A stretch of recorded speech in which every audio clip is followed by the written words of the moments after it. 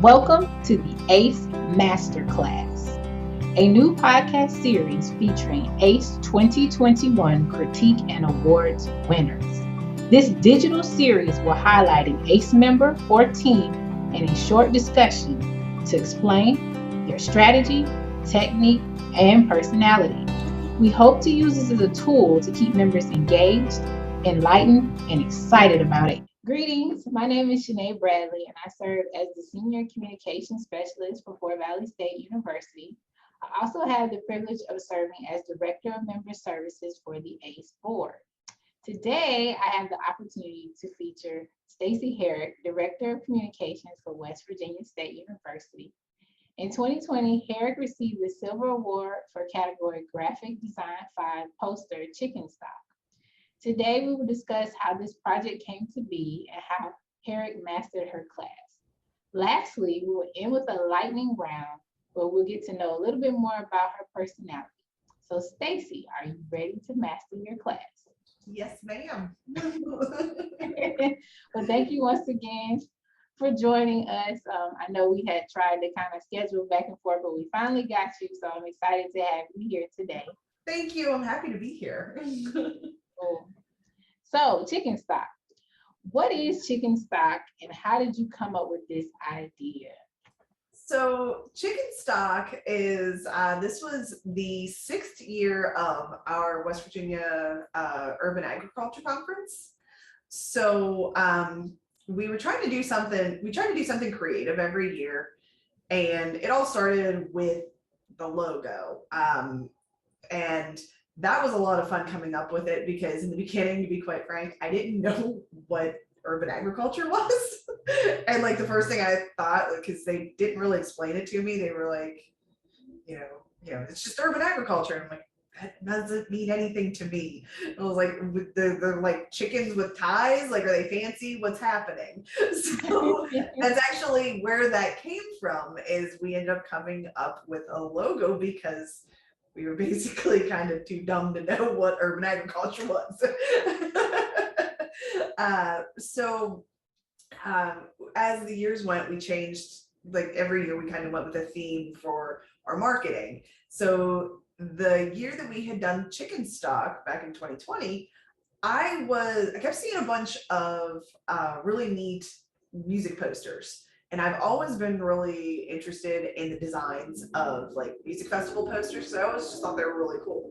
So Chickenstock is actually a take on the Woodstock poster, where if you look at it, how it's the red poster with the neck of the guitar and the bird sitting on the neck of the guitar. Instead of a guitar, we have a fence post, and I put chicken stew on top of the fence. I would have never known that it was connected to Woodstock. That is fascinating.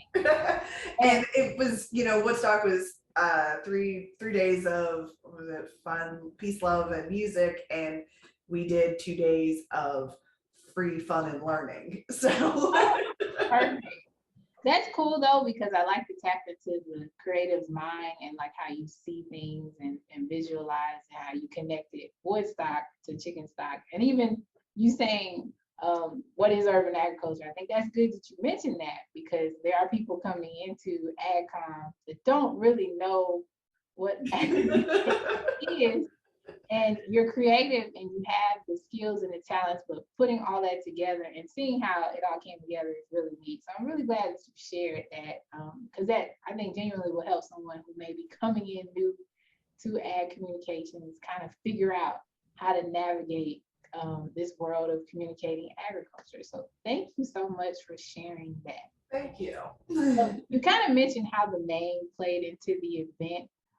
Did you think about like just the different maybe breakout sessions they were going to have, or to come up with like Chickenstock and connect Woodstock? How did you come up with that name into the Well, it was kind of a combination of a couple things. First, going back to the story of like of us designing the logo. The one thing as you could probably guess, I am not from a farm and didn't grow up in that kind of area. So a lot of a lot of the agriculture stuff is very new to me, and God love our agriculture agents because they think it's funny, and they're very nice to me, and they they try and teach me as much as they can.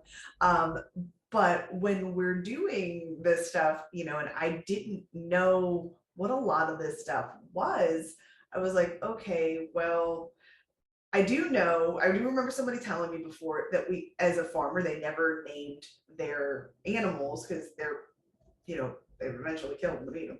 So you don't name them because you're going to eat it. So I thought, well, when you name it, it's a pet. So that's why I named the logo Chicken Stew, because I thought I would give it a personality and that'd be less likely of them to not like it. And it stuck. And I was just like, chicken stew, kind of funny, like the food, and I just named it Stew. So when we did chicken stuff, I liked the Woodstock thing, and then I was like, well, chicken stock, like the food, and also like, Woodstock. So that's kind of where I came up with that. And also because our conferences were usually 2-3 days long. So I was like, Woodstock's was like 3 days long. So that was where all that came from. Well, that's very neat. I like that. I like that. So as a creative, can you share some of the techniques that you apply when you're doing design, whether it's a flyer, an advertisement, or a PSA? Like, what are some things that you do in order to get your creative juices flowing? One of the things that I do a lot is I will go into like Google Images and I will Google image search something very basic of like, whatever direction I'm going in. For example, like, music posters, and I was like, I kind of like that idea. And then I start looking at them and I just want to see as many examples as I can to kind of pick up on what trends it is. What are the things that I would really like? Is it just like an abstract background, or do I really like this pattern that people are using? And I'm like, okay, so then I start to kind of pick and choose different elements, and it could even be as simple as, oh, I like this red that they use on this color of a blue. Maybe I'll incorporate that somewhere or whatever. And so that's kind of where that all started, was just, really, I love music festival posters. I just think they're so creative in the way that they look hand drawn, and I love it. So I kept saying, I want to create something like this, but in extension, we're obviously not having music festivals. So this was as close as I could get. Well, you get kind of close, because if you think about all the moving parts and pieces. And yes. Sounds like we're composing. Yes. You're coming up with something, and in the end, we hope it sounds beautiful, looks beautiful, works for where our goal is. So I think that's really neat. And just, starting with Google Image, and like you said, looking at patterns and maybe how it all came together. I like the way that you put those ideas into your mind, and then you come up with something on your own. So that's interesting. So when you design, or when you come up with something, what inspires you to do that design? And what type of software are you guys using for layout? I'm using the Adobe Creative Suite. So I'm typically using InDesign, just because I wish I were better at Illustrator, I'll be honest. I envy those people that are really good at Illustrator, but so I will use Illustrator when I can, but for the most part, the majority of my layout is done in InDesign. And then I will, to get, design techniques, I'll save stuff that will come in the mail to me, like just a flyer where I'm like, oh, I like how they did this, or I like this, I like the fold of this stupid ad that came in, and my husband's always like, why are you saving all of this junk mail? And I'm like, well, don't you see, isn't that a really cool, like, I love the texture on this. And it's like, what is wrong with you? So yeah. I try and find inspiration in kind of a bunch of different places, but then you sort of get like hoarder tendencies. So it's a fine line. Yeah. Okay. So I know you've been a member of ACE for some years now, and I believe you submitted different projects into the CNA. So can you talk about how has the CNA program helped you improve your design abilities? Well, it's helped me in a couple different ways. I really like getting feedback from the judges, instead of, you won this and that's all you hear, or you didn't win anything and you don't hear anything. It's good to get feedback from, in my opinion, what is somebody who they don't have any skin in the game. They don't care if my stuff is like promoting their event, so they can look at it and be like, okay, well, this would have been stronger if you'd have done X. And I'm like, okay, that helps. That's really helpful to hear an outside opinion. I'm the only designer here, so I don't get a lot of qualified design feedback. Yeah. It's usually, I don't like that color. I'm like, well, that's great, but that's not helpful. Right. But another thing, to be quite honest, I am very competitive. So and coming from like working at an 1890, we're smaller. We don't have the big, departments that these other bigger schools have. So when I'm able to compete against these bigger schools and win, yeah. Oh, that makes me feel good. Yeah. I'm glad that you mentioned that, because I can see sometimes how maybe it may be a little intimidating for some to enter their work in, because like here we are at Fort Valley, we have a small staff, but we still produce quality work. Mm-hmm. And I can say the same for you guys, especially, looking at your design and the concept and what you were able to do. So I'm glad you mentioned how, even though you're at a small school and you may not have as many resources, you're still able to get the job done and promote, your programming. So that's awesome. Thank you. And thank you also for talking about feedback, because I would like to know, have you used some of that feedback, even though you may have done well, won an award, do you go back and incorporate any of those suggestions into your work as you go on throughout, designing your next project? I try to. Some of it might be as simple as, less text, whatever, maybe you could have done this way. And I appreciate that, because it gives me another look at what I had done, because, some of these pieces I'll spend a month or two working on, and after a while you just kind of glaze over and you're just like, whatever, just get it out of here. It all starts to look the same. Yeah. Exactly. And I mean, I'm sure you can get it, especially being on the writing side of things, where all the words just like, it's easy to miss something that's a glaring error to fresh eyes. So it's nice to have that feedback, and I will try to incorporate it when I can. Sometimes I'm at the mercy of what the agent wants, and that's not always necessarily the correct way to doing it, but it is what it is. It's a give and take in this position. So, but it is helpful to hear outside voices. And I also like to hear it from other schools as well, to see, what is it that's making other schools successful as well. So. Cool. As a designer, you kind of touched on this a little bit. I know how you mentioned kind of going back and forth, maybe with what you think works and maybe what the agent thinks works, or in our case, sometimes it's admin, like you see it this way, they see it that way. Those things happen. But outside of that, as a designer, what challenges have you had to face, and how did you overcome them? Sometimes, we have some pushback on, very opinionated people on it needs to be, they want it to be a certain way. And sometimes it's not necessarily the best practice. So I try to lean as much as I can on, our branding guides and things like that. That way I have basically a written document where I'm like, sorry, that's the rules. That's not me. That's,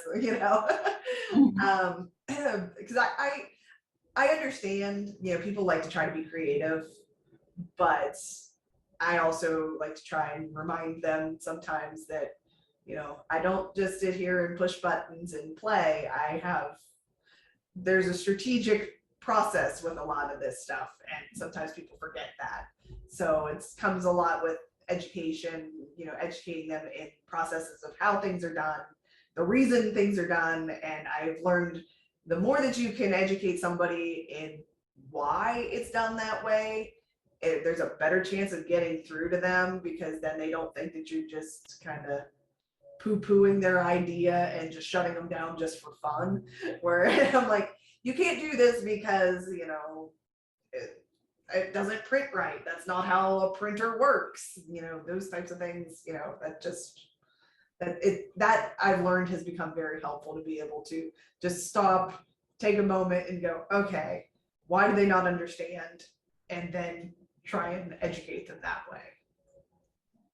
Yeah, your strategy of educating is good, because sometimes people think we're just saying no just because we want to. Yes. Not realizing, well, maybe this isn't, as aesthetically appealing as you may think to someone who doesn't know anything about agriculture. It could be so many things. I know we've even had, it could be color, it could be text size, it could be the size of actual publication, and and you want people to read it. You want people to understand it. So that's why we have this in place, so that we can make sure we meet those goals. So yeah, educating is a great way to meet those challenges. And hopefully, I think in my experiences, it's a learning process for both groups. The agent or specialist who's asking for the design or the project, and also us as the content developers. But that's basically what I look at us as. We are creative content developers helping tell the story of agriculture. That's a fancy way to say it, but that's kind of what it is. And just know your skills are so valuable and needed. And I'm glad that you were willing to share, what your process is like. And so to end kind of this part of the interview, who would you like to thank for assisting you with this project? You're my partner in crime. That'd be Matt Browning.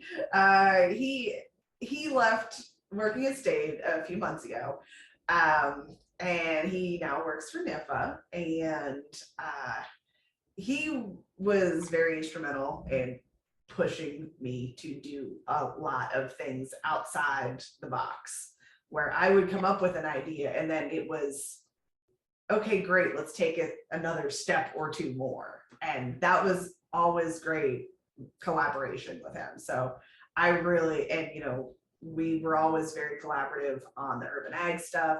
That was always something we looked forward to every year, working together, just because it was something fun to step outside the box, and we could be really creative and kind of silly with stuff. I mean, not too many people get to put a tie on a chicken. So I mean, we were to the point where we had a stuffed chicken like that we would carry around that would have a tie, and we would take it places with us, and like it got to meet the governor. We did not, but the chicken did. So, it was just a bunch of stuff like that. We're like, okay, this is kind of fun. But yes, he's definitely my partner in crime for all of that. I really enjoyed working with him for all of those projects.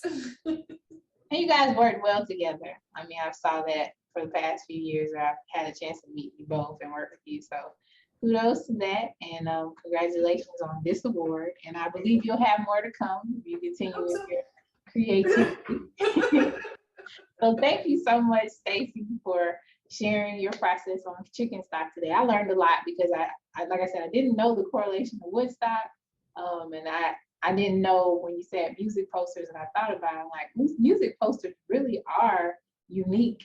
And when I think about you guys' poster, I was like, it does kind of mimic a concert, like a poster for a show or an event, and you're looking and you're trying to figure out the artist and kind of the setting, whether it's like an amphitheater type or if it's indoor. So that's really cool. It got my juices flowing now. Oh, good. I'm glad. And And I'm not a Well, graphic you designer. try. You Google images and Google image search the Woodstock poster and compare them, and you'll see. I made sure to use the eyedropper tool and everything to make sure I had the exact red from that Woodstock poster and the purpley blue that they use for the word Woodstock across the top. Oh, and that's interesting because I'm not a designer by trade. I've done some design, but it's definitely not my wheelhouse. I leave it to the experts. But it's just cool to talk to designers and see how they think and how they come up with concepts. So thank you for that. No problem. So now we're going to segue into the final portion of our podcast today, which is our lightning round. So I'm going to ask you a few questions and you'll be sharing just a little bit of your personality with our viewers. So are you ready for the lightning round? Sure thing. Okay. So what is your favorite vacation spot? New Orleans. Ah, I am oddly in love with that city. that's not odd. It's not. It's just really hot. I don't. Okay. Ooh. Favorite TV show or movie of all time? My favorite movie of all time is Wizard of Oz.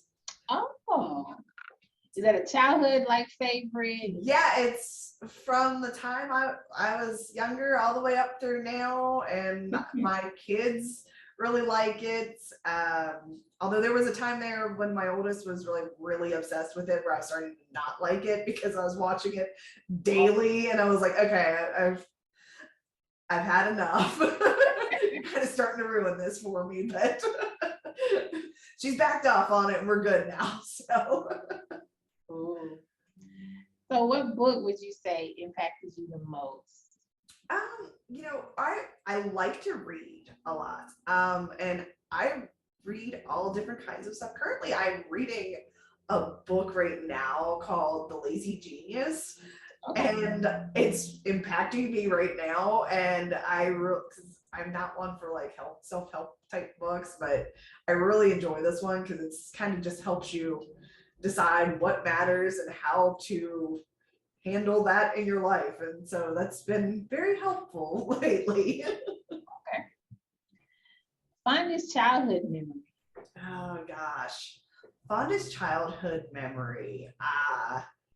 I'm gonna say whenever I was younger, playing softball, and my dad was my softball coach. And I have a lot of fond memories of that stuff. I lost my dad about 5 years ago. So it just like anytime I just think about growing up, I just remember playing softball. And like I started when I was 7, and I played well into my 20s in like community leagues, and my parents would actually travel to the next state because I lived in Pennsylvania, and they would travel to West Virginia to see me play on a Saturday morning when I was like 25.